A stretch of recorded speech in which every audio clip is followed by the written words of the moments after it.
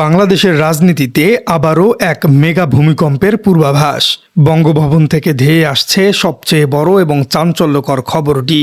আর মাত্র কয়েকদিনের অপেক্ষা, তারপরই হয়তো চিরতরে বদলে যাবে রাষ্ট্রপতির চেয়ারের বর্তমান সমীকরণ। আল জাজিরার অনুসন্ধানী সাংবাদিক জুলকারনাইন সায়ের সামি এক মহাবিস্ফোরক তথ্য দিয়েছেন। তার দাবি, স্বাস্থ্যগত কারণ দেখিয়ে আগামী কয়েকদিনের মধ্যেই পদত্যাগ করছেন রাষ্ট্রপতি মোহাম্মদ শাহাবুদ্দিন পু। কিন্তু সবচেয়ে বড় চমকটি লুকিয়ে আছে ঠিক এর পরের লাইনটিতে। পরবর্তী রাষ্ট্রপতি হিসেবে কোনো বাঘা বাঘা রাজনৈতিক নেতা কিংবা হেভিওয়েট মন্ত্রীর নাম শোনা যাচ্ছে না, বরং এই মেগা রেসে সবার চেয়ে এগিয়ে আছেন একজন সরকারি আমলা। তিনি হলেন বর্তমান সরকারের মন্ত্রিপরিষদ সচিব নাসিমুল গনি। কিন্তু কে এই নাসিমুল গনি? রাজনৈতিক নেতাদের পাশ কাটিয়ে কেন একজন সচিবকে রাষ্ট্রের সর্বোচ্চ পদে বসানোর শখ কষা হচ্ছে? আর সংবিধান অনুযায়ী এমপি না হয়েও কি কেউ চাইলেই দেশের রাষ্ট্রপতি হতে পারবেন? দর্শক, চলুন এই স্পর্শকাতর এবং রুদ্ধশ্বাস খবরের একেবারে গভীরে প্রবেশ করা যাক। ঘটনার সূত্রপাত আজ বুধবার। সামাজিক যোগাযোগ মাধ্যমে একটি ছোট্ট কিন্তু অত্যন্ত বিস্ফোরক স্ট্যাটাস দেন সাংবাদিক জুলকারনাইন সায়ের। তিনি জানান, আগামী কয়েকদিনের মধ্যেই স্বাস্থ্যগত কারণ দেখিয়ে পদত্যাগ করতে যাচ্ছেন রাষ্ট্রপতি শাহাবুদ্দিন। গত ৫ আগস্টের ছাত্র জনতার মহাবিপ্লব এবং শেখ হাসিনার পতনের পর থেকেই বঙ্গভবনে তার অবস্থান নিয়ে নানা ধরনের তর্ক বিতর্ক এবং ক্ষোভ চলছিল। তাকে সরিয়ে দেবার জন্য বিভিন্ন সময় রাজপথে স্লোগানও উঠেছে। কিন্তু সাংবিধানিক শূন্যতা এড়াতে এতদিন তাকে টিকিয়ে রাখা হয়েছিল। তবে জুলকারনাইনের তথ্য মতে সেই অপেক্ষার পালা শেষ। স্বাস্থ্যগত কারণ দেখিয়ে তাকে সরিয়ে দেবার একটি কূটনৈতিক এবং প্রশাসনিক সেফ এক্সিট তৈরি করা হয়েছে। তবে পোস্টের সবচেয়ে বিস্ময়কর অংশটি ছিল নতুন রাষ্ট্রপতির নাম। তিনি লিখেছেন, নতুন রাষ্ট্রপতি হিসেবে বিএনপির পছন্দ নাসিমুল গনি।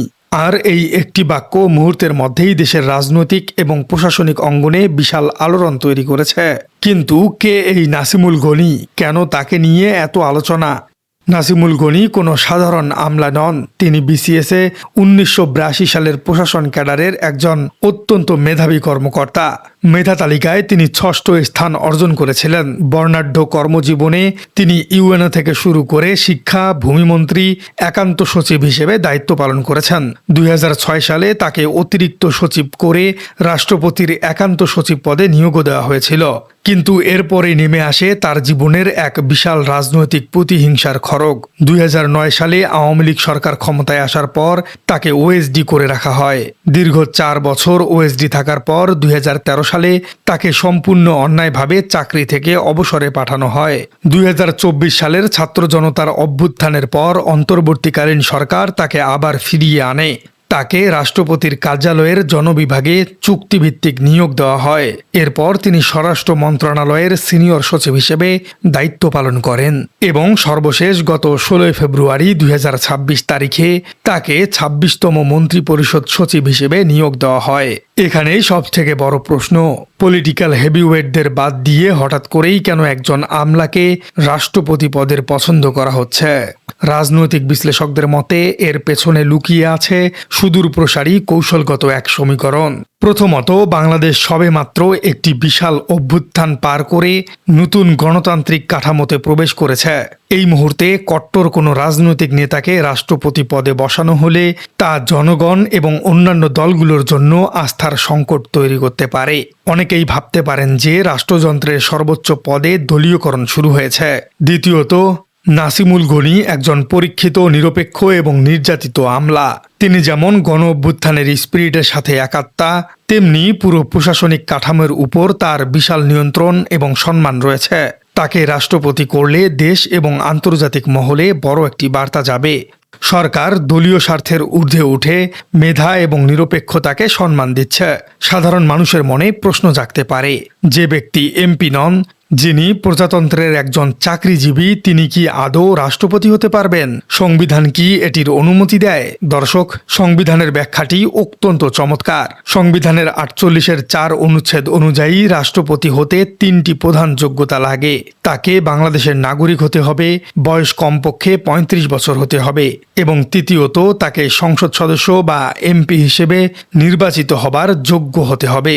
এখানে একটি অত্যন্ত সূক্ষ্ম আইনি পার্থক্য রয়েছে। হয়েছে। সংবিধানে বলা হয়নি যে রানিং এমপি হতেই হবে, বলা হয়েছে এমপি হবার যোগ্যতা থাকতে হবে।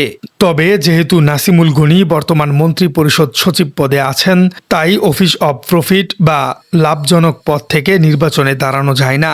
রাষ্ট্রপতি প্রার্থী হতে হলে তাকে প্রথমে মন্ত্রী পরিষদ সচিব পদ থেকে পদত্যাগ করতে হবে। পদত্যাগের পর তিনি সাধারণ নাগরিক হবেন এবং তখন সংসদের ভোটে তাকে রাষ্ট্রপতি নির্বাচিত করতে সাংবিধানিক বাধা থাকবে না। অনেকেই ভাবতে পারেন এই বিষয়টি নিছক কোনো ফেসবুকের গুজব কিনা, কিন্তু ভুলে গেলে চলবে না জুলকারনাইন ছায়ের অতীতে যেসব তথ্য ফাঁস করেছেন তার সবগুলোই পরবর্তীতে অক্ষরে অক্ষরে সত্য প্রমাণিত হয়েছে। মোহাম্মদ শাহাবুদ্দিনের বিদায় ঘণ্টা যে বাজছে তা রাজনৈতিক আবহাওয়া দেখলেই বোঝা যায়। তাকে পদে রাখাটা বর্তমান শাসন কাঠামোর জন্য অস্বস্তিকর এবং অভ্যুত্থানের স্পিরিটের সাথে সাংঘর্ষিক। তাই স্বাস্থ্যগত কারণ এবং কূটনৈতিক বাহানা ব্যবহার করে তাকে সরিয়ে দেবার পরিকল্পনা অত্যন্ত বাস্তবসম্মত। আর নাসিমুল গনির মতো একজন সৎ এবং বিতর্কহীন ব্যক্তিকে নিয়ে আসা হলে সেটি হবে রাষ্ট্র সংস্কারের পথে এক অত্যন্ত যুগান্তকারী সিদ্ধান্ত। রাজনীতির দাবার বোর্ডে এই মুহূর্তে সবচেয়ে বড় চালটি খেলা হচ্ছে বঙ্গভবনকে ঘিরে। নতুন বাংলাদেশ বিনির্মাণের এই যাত্রায় একজন সৎ আমলাকে রাষ্ট্রপ্রধান করার সম্ভাবনা নিঃসন্দেহে এক নতুন ইতিহাসের জন্ম দিতে যাচ্ছে। যদি সত্যি তিনি শপথ নেন তবে এটি রাজনৈতিক সংস্কৃতিতেও একটি বিশাল পরিবর্তন নিয়ে আসবে। রাষ্ট্রপতির পদত্যাগ এবং এই সম্ভাব্য মেগা নিয়োগ আগামী 7 দিনের মধ্যে আলোর মুখ দেখবে কিনা তা দেখার জন্য এখন পুরো দেশ রুদ্ধশ্বাসে অপেক্ষা করছে। তবে আর যাই হোক, বাংলাদেশের মানুষ শাহাবুদ্দিন চুপ্পুর মতো একজন বিতর্কিত রাষ্ট্রপ্রধানকে আর ক্ষমতায় দেখতে চায় না, এটা পুরোপুরি নিশ্চিত। কারণ বিরোধী দল জামায়াতে ইসলামের সাথে সর্বপ্রথম বিএনপির যে মতপার্থক্য হয়েছিল সেটিও হয়েছিল সংসদে ওয়াকআউটের মাধ্যমে, আর এই বিষয়টি ঘটেছিল এই শাহাবুদ্দিন চুপ্পুকে কেন্দ্র করেই। সুতরাং বিএনপি সরকারও চাচ্ছে না শাহাবুদ্দিন চুপ্পুকে এই পদে বহাল রেখে বিরোধী মতাদর্শের সাথে একটি নিশ্চিত মনোমালিন্য জিইয়ে রাখতে। সুতরাং শাহাবুদ্দিন চুপ্পুর বিদায় এখন প্রায় সময়ের ব্যাপার। দর্শক, বর্তমান রাষ্ট্রপতি শাহাবুদ্দিন চুপ্পুর এই বিদায় এবং নতুন রাষ্ট্রপতি হিসেবে একজন আমলাকে নিয়োগ দেওয়ার বিষয়টিকে আপনি কিভাবে দেখছেন? বিএনপি সরকার কি আসলেই পারবে নিজ দলীয় নেতাকর্মীদের বাইরে গিয়ে একজন সরকারি আমলাকে নিয়োগ দিয়ে রাজনৈতিক সংস্কৃতিকে পুরোপুরি পাল্টে দিতে? কমেন্টে জানিয়ে দিন আপনার মূল্যবান মতামত। আর আমাদের চ্যানেলে নতুন হয়ে থাকলে চ্যানেলটি সাবস্ক্রাইব করে বেল আইকনটি বাজিয়ে দিন। দেখা হচ্ছে পরবর্তী কোনো ভিডিওতে। আপনাদের সবাইকে জানাই আন্তরিক অভিনন্দন ও শুভেচ্ছা।